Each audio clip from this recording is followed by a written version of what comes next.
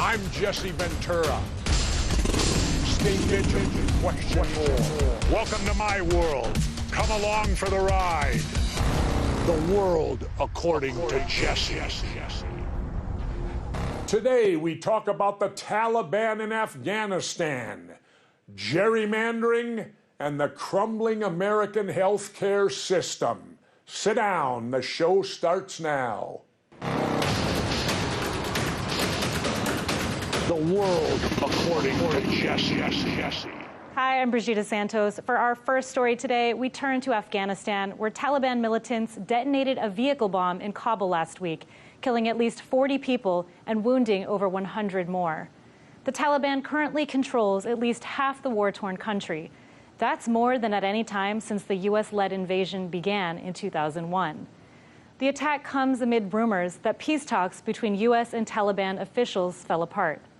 Negotiations to end the war started nearly a year ago, but since then, the violence has intensified. The United Nations reports that 2018 was the deadliest for Afghan civilians. At the end of June, Secretary of State Mike Pompeo said a peace deal could be in place by September 1st, but critics say that deadline is unrealistic. Pompeo says the U.S. is prepared to remove American troops from Afghanistan. Now, there's no official agreement yet. But, Jesse, do you think the troops are going to actually go home, or do you think they'll just get shifted from Afghanistan to what looks like our next theater is going to be Iran? Maybe so. I'm not sure. Only, I guess, President Trump and the generals know that for sure. But here's what troubles me, Brigida.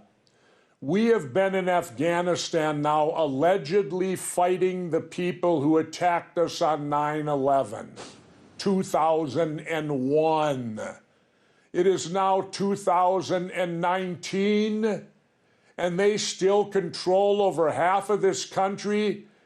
What are we talking about here? What have we accomplished here, and why did we even bother to go in there? We went in there, and then just when we got a foothold in there and started doing stuff, became the ill-advised war in Iraq, and everything shifted to Iraq. We forgot all about Afghanistan, and now you got the mess in Iraq, the mess in Syria, the mess in Libya, the mess in the whole Middle East, and lo and behold, Afghanistan is still a mess, being controlled by the people who allegedly attacked us on 9/11. I would sure like to know what in the hell is going on over there, and I'd like to get a guest who could try to explain this to me. All right, I'll work on that. Okay, tell our leaders why it's time to end this destructive war. They obviously need to hear it. Well, if we're not accomplishing nothing, what are we doing there? If the Taliban still controls half of the country, what are we there for? To feed the military-industrial complex, I guess. Just to give them 20 years of war where they can keep feeding arms in there, keep feeding bodies in there, and keep supporting the military-industrial complex and the jobs in America. That's about the only thing I can see that we're accomplishing in Afghanistan today. In domestic news, the Supreme Court has ruled that federal judges have no authority to police partisan gerrymandering. Gerrymandering is the practice of manipulating the boundaries of electoral districts for political gain. This strategy allows politicians to pack as many similar voters as possible into a small number of districts so that they can't create a majority in other districts. That means electoral maps are constantly drawn based on constituents' class, race, and political leanings. While Republicans were the main beneficiary of partisan gerrymandering after the last census in 2010, have no doubt the Democrats will likely view the ruling as permission to go crazy this census in 2020 and group Republican voters in districts where Democrats hold more power. Now, this would make it difficult or impossible for Republicans to win elections in those territories. Gerrymandering is another way that our politicians corrupt and undermine democracy. What do you think is going to happen when the federal government leaves it up to the states to police gerrymandering? Well, what's going to happen is whichever political party is in charge of that state, much the same as the abortion issues going on right now. If you've got one particular party in charge in that state, they are going to start gerrymandering, and they're going to start passing laws that benefit their party, not necessarily what benefits the state or the country. This is another prime example, Brigida, of showing that the Democrats and Republicans do not care about the country. They put their parties first, their political money donors second, their personal feelings third, and we, the public, maybe fourth, and maybe something slides us to fifth, I'm not sure.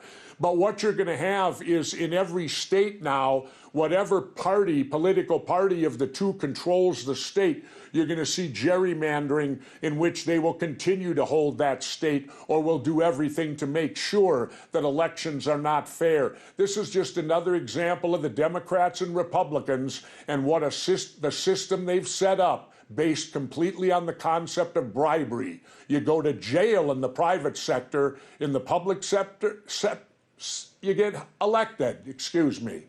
All right, let's turn to the topic of healthcare. A self-declared caravan of Americans recently crossed the Canadian border in search of better prices for insulin. In America, the life-saving medicine has become virtually unaffordable for many of the country's insulin-dependent diabetics, who often report spending between $1,000 and $3,000 per month on the drug. The so-called Caravan to Canada group of roughly 20 people also included family members of Americans who died after rationing insulin due to exorbitant prices. Canadian pharmacists have reported a resurgence of Americans crossing into Canada for cheaper pharmaceuticals, especially insulin, which does not require a prescription to purchase there. The drug reportedly cost only $30 per vial in Canada, compared to $320 in America, where it's labeled under a different name. Jesse, what do you think about the difference in prices for the same drugs in one country versus another? Well, you got to look at it. Canada has government health care, right? Right? Yes. We don't. Mm-hmm. So maybe all these people that are opposed, President Trump, Republicans, who all say government-run health care is a bad idea. Well, if it's a bad idea, why are Americans, United Statesians, I should say, why are United Statesians running to Canada because they can't afford their drugs here? Clearly, it shows the flaw in our system. How could a government-run system be any worse? It can only show it's better, because it shows it's better because the United Statesians are running to Canada and they are getting the drugs cheaper in Canada than what they're getting here. So clearly the Canadian system is better than ours. Duh. What more do they need? A bell to go off? I mean, I don't know how it could be much more crystal clear. It's shameful to see American citizens, not that we don't love our Canadian brothers, but it's shameful to see American citizens having to run to Canada because our country can't get it done. Canada is the birthplace of insulin. Its inventor refused to put his name on the patent because he believed it was unethical for a doctor to profit from a life-saving drug. His co-inventors, though, sold the patent just for $1 so that everyone in need could afford it. After learning about the patent and seeing how expensive insulin is here in America, what do you think about this Caravan to Canada group and how they're raising awareness about this issue? Well, I think it's wonderful they're raising awareness. I think it's shameful that they have to do it in the first place, that the prices are so outrageous between Canada and here. And again, I'll repeat myself. It obviously shows that the Canadians have a far superior healthcare system than the United States does. But I guess the United States, we don't worry about being number one anymore, do we? We want to make America great again. Move it backwards. All right, in the first half of 2019, prescription drug prices in the U.S. have surged at 5 times the rate of inflation. Over 3,000 drugs have gone up in price so far this year. At least 41 drugs have gotten 100% more expensive, and one drug, a version of the antidepressant Prozac, has skyrocketed by over 850%. The price hikes come as lawmakers on both sides of the aisle propose healthcare reforms. But until both parties agree on major changes, price hikes are going to continue to outpace wage growth and the cost of living. 1/3 of patients report skipping prescriptions because of the cost. Jesse, it's not just insulin that Americans are skipping. They're skipping all kinds of medicines. When are these two parties going to reach across the aisle and solve the mess that is the American healthcare system? Well, it's shameful, again, that the prices have gone that outrageous. And what more do they need to see? These people that are scared to death of government-run health care in some capacity. Canada seems to be functioning fine.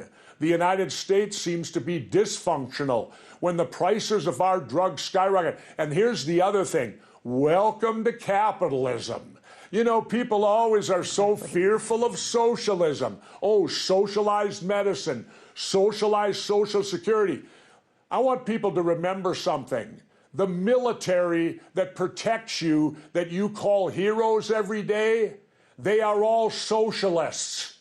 The entire military is run under the concept of pure socialism. So us capitalists in the United States better wake up to the fact that there are certain things in the world socialism does better. And yet we have this fear of it. Well, the drug prices you're looking at right now that you can't afford, thank capitalism for it. All right, moving on. West Virginia is now offering residents a new incentive to curb opiate abuse. Free community college to students who pass a drug test before every semester. Now, there are other requirements, too, including GPA standards, but West Virginia is the first of 19 states with free tuition programs to require drug screenings. West Virginia, of course, is at the heart of America's opiate crisis. In 2017, the state's drug overdose death rates were the highest in the nation. Local policymakers say that they created this program not only to curb opioid use, but to boost the struggling local economy. West Virginia has the lowest rate of prime-age workers with college degrees than anywhere else in the country. As of July 1st, the program is now in effect. Tuition is going to be paid for eligible students to earn an associate's degree or a training certificate. What do you think about West Virginia's new program and specifically the drug testing component? Well, first of all, I guess I'm a bit lost.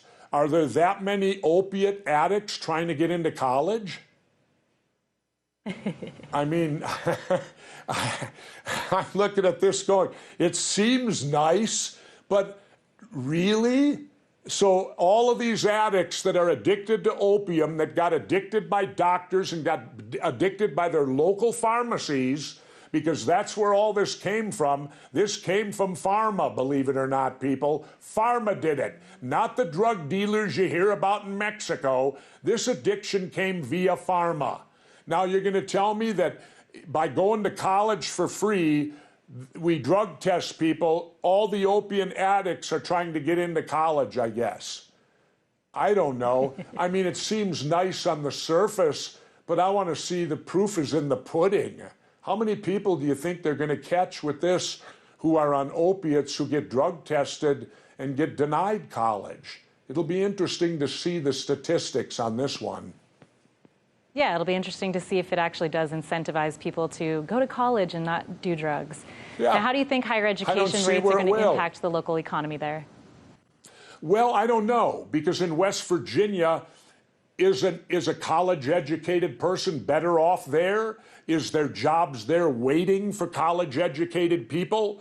This is the home of the coal mines. Let's remember that. And you certainly don't need to be college-educated to go down in them.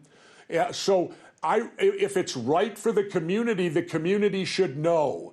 If those jobs are the major jobs available waiting for college graduates, then there you go. They got their thoughts in the right place. But if the jobs aren't there, what good is a college degree if the degree doesn't help you get a job in the end? Yeah, exactly. Okay, we've got to take a break. When we return, Jesse sits down with retired Canadian astronaut Dave Williams to talk about space medicine and the future of space exploration. We'll be right back. The world according to Jesse.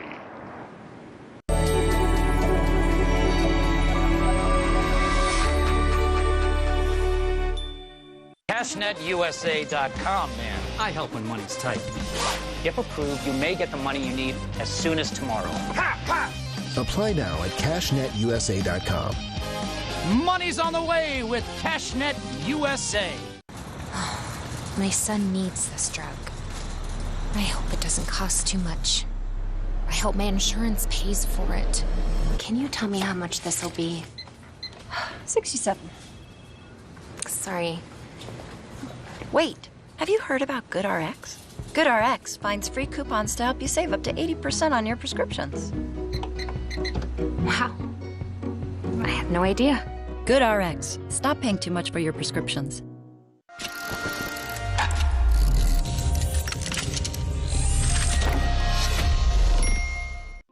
I'm a journalist. It's all I know, being a truth teller. People say I make them uncomfortable. Good. News is like a jackhammer. You drill down until you find the truth. The News with Rick Sanchez, because it's time to do news again and question more.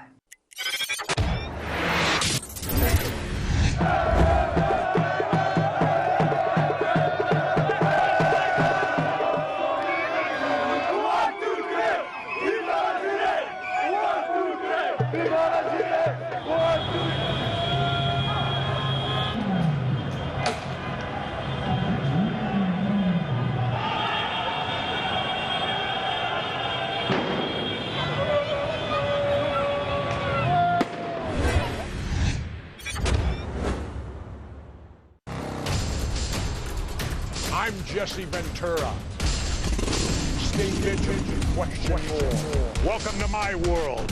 Come along for the ride. The world according to Jesse. My guest today has a resume that's probably even bigger than mine. Unbelievable. Retired Canadian Space Agency astronaut and former senior executive at NASA. He's traveled to space twice, lived as an aquanaut at the bottom of the ocean, saved lives in an emergency room, and performed surgery in zero gravity. Dr. Dave Williams joins me now from Toronto, Canada, to talk about space medicine and the future of space exploration. Dr. Dave, like I said at the outset, you got a resume that beats mine, I think. This July marks the 50th year of the anniversary of the Apollo 11 moon landing. What are your thoughts on NASA's modern-day efforts to put humans back on the moon by 2024 with the Artemis mission? You know, it's a really exciting time. In fact, later this afternoon, I'm participating in a telecon with NASA headquarters talking about the Artemis mission. You know, it's hard to imagine that 50 years ago, I was a 15-year-old kid watching Neil Armstrong and Buzz Aldrin walking on the surface of the moon with Michael Collins orbiting the moon. It was an unbelievable mission, and it's time to go back. Well, why do you think NASA stopped sending astronauts to the moon? And why are we focusing on it again now? You know, the 70s, it was a pretty tough decade, as you remember, and it started off, you know, in 1969, we achieved the goal of putting humans on the moon before the decade was out. Those missions continued into the 70s, but there was a lot going on politically and the economic climate and things, so the focus shifted from lunar missions to space station missions. And we did the Apollo-Soyuz mission 1976. That was a landmark, historic, collaborative mission with the Russian Space Agency, and then evolved from there into the concept of developing a space shuttle that would ultimately build the International Space Station, helping us learn lessons to keep humans in space longer and send them farther. Now, Dave, you're also a medical physician and the CEO of Leap Biosystems, a company dedicated to developing new technologies to enable healthcare everywhere, even in space. Tell me more about the company and its mission, and what do you hope to achieve? Well, you know, I'm really excited about becoming the CEO of Leap Biosystems. It's an amazing company. The 6 founders, we have a blend of clinicians with a physiologist and a PhD engineer, and we're focusing on developing technologies to provide virtual care. On my first undersea research mission on Aquarius, we were demonstrating remote telerobotic surgery with a surgeon located over 2,000 miles away from a surgical simulator 60 feet beneath the surface of the ocean on the Aquarius research habitat. So whether you're under the ocean or on the surface of the moon, we need to develop these new technologies, embracing artificial intelligence, augmented reality, and different tools to be able to deliver space medicine and clinical care on the moon, and use these tools on Earth to help us provide better medical care throughout the world. Now, what exactly is space medicine, and how could it be used to benefit humans on Earth? So I used to be an emergency trauma physician, and I left that to become a space medicine astronaut physician.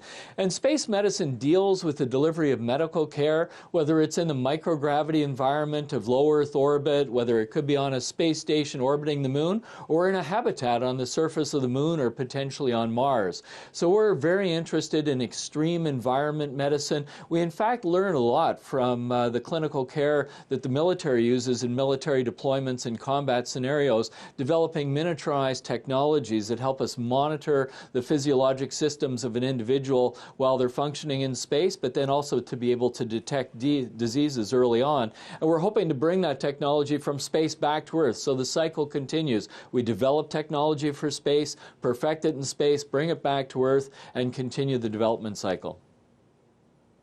Now, this is a fun part. Tell me about some of your adventures in space. What stands out to you most when you reflect back on your career? You know, I was very fortunate. I talk about this in my book, Defying Limits, Lessons from the Edge of the Universe. And, you know, I was really lucky as a Canadian kid to be able to watch the space program and think about the dream coming true of flying in space. I was told it was impossible because in those days Canada did not have astronauts. But, you know, you fast forward to the era of the International Space Station, an era of collaboration in space where we're all working together. And it's a really exciting time. You know, my second spacewalk, standing on the end of the Canadarm, looking at the Earth from a distance, this 4.5 billion-year-old planet upon which the entire history of the human species has taken place. And you realize that there's no borders separating countries, and in fact, we're all in this together. So one of the greatest lessons of the space station program is the opportunity to collaborate and work together globally to find solutions. So you didn't see a wall between the United States and Canada up there? No, I didn't see any walls, didn't see any boundaries. And it really does underscore the fact that we have this planetary perspective, right? Yep. Now, why is space exploration important to our understanding of the universe and Earth itself? Well, many before me have said we in fact go to space to further understand the world in which we live. And that's actually a very profound statement because many of the observations that we make as astronauts of planetary change are really helping us to try and understand that challenge that we're facing. But in reality, I believe the human species is a spacefaring species. You know, the 1960s, what an incredible decade of exploration, exploring underwater, exploring in space, pushing the limits of high-speed flight. You know, I think we will go farther into space. Right now we're focusing on back to the moon. Ultimately, we'll see humans on Mars, and I think we're going to go farther exploring underwater as well. Now, climate change is a hot-button topic and major concern for many people. What role do astronauts and space agencies play in studying climate systems? You know, I think we play an important role being able to see the planet from this different perspective. I love your phrase, hot button topic, because over the last 100 years, the temperature on Earth has gone up more than 1.5 degrees. You know, since 1969, the water temperature of the oceans has gone up by 0.5 degree as well. And while that doesn't sound like it's a lot, when you're living underwater, we could see changes taking place on the reef. So I think it's important to be able to understand the data that we're collecting. And NASA's got a great website that talks about the vital signs of our planet. So looking at that data to help us understand planetary change, but from space, we can see air pollution, we can see these changes taking place. You've also lived, you talked about it, and worked in an undersea research habitat. What big thing did you learn down there? You know, it's really, you've spent a lot of time underwater yourself, and living on an undersea research habitat is really, it's quite unique. You know, normally when you go out diving, you're always looking at your watch trying to figure out when you have to go back to the surface to prevent decompression sickness. But living underwater, you have unlimited diving potential. So we're out diving 6 hours during the daytime, you know, and come back into the habitat. But you become a resident of the reef. Unlike space, underwater, we have neighbors, and the fish are all of our neighbors. And when you go out, some of them swim around with you, and others, like the moray eels and the sharks, they kind of look at you with this funny look and things. But it's an incredible experience. And again, underwater, I mean, we were diving in a protected marine sanctuary, and you can see trash on the bottom of the ocean. So again, it reminds us that, you know, the planet's a beautiful place. We need to protect the oceans for the future, and we need to protect our own planet for the future. I'm watching down in the Baja when I go down there, plastic being regurgitated back up on the beach. It's almost like the ocean's telling us, we're not your garbage pit, take care of it yourself. Anyway, we've been hearing a lot about a new space force. What are your thoughts on militarizing space? The militarization of space? Yeah, it's an interesting question. We've focused really for the last 50, 60 years on the peaceful utilization of space. And the lesson that we've learned from that is when the major spacefaring nations of the world work together collaboratively, it's incredible the things that you're able to accomplish. But as we go farther in space and as we stay longer, there's a potential for disagreements and potentially even conflict to arise in space. So I hope we're able to continue with the peaceful utilization of space and continue the past 50 years of exploration, working together collaboratively for the next 50 years. And finally, what do you predict will be the next giant leap forward in space? You know, I think it's going to be exciting watching humans explore our solar system. I used to say by the 50th anniversary of Apollo, we'll have humans back on the surface of the moon. Well, we didn't quite hit that target, but with Artemis, we might be pretty darn close, having humans back on the moon by 2024.